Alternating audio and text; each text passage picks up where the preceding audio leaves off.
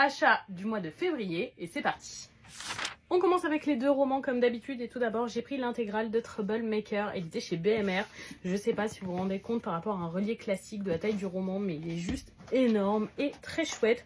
J'avais envie de découvrir cette série qui a fait tant parler d'elle en positif et quoi de mieux que cette édition intégrale. Le second roman que j'ai choisi en neuf ce mois-ci, c'est Les Dévoreurs de livres édité chez De Saxus. Dès son annonce, tout de suite il m'a fait très envie. Le titre a l'air incroyable et super original, je pense que je vais vraiment adorer. Ensuite, petit achat BD qu'on a fait tous les deux avec mon copain, donc ça ne compte pas dans mes achats du mois et vous verrez qu'il y aura des mangas aussi comme ça.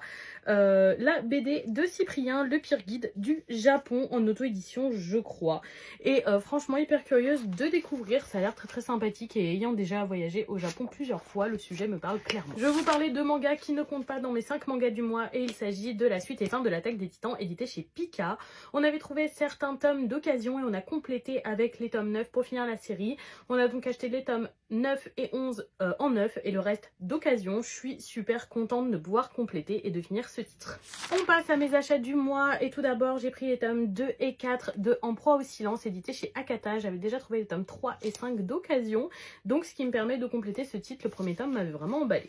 J'ai ensuite profité d'une offre, un acheté, un offert, donc je compte ça comme un seul tome. Il s'agit des 2 premiers tomes de Bloom édité chez Nobinomi. J'ai eu un énorme coup de cœur pour l'animé, j'avais très envie de commencer le manga, donc c'était le temps de sauter le pas.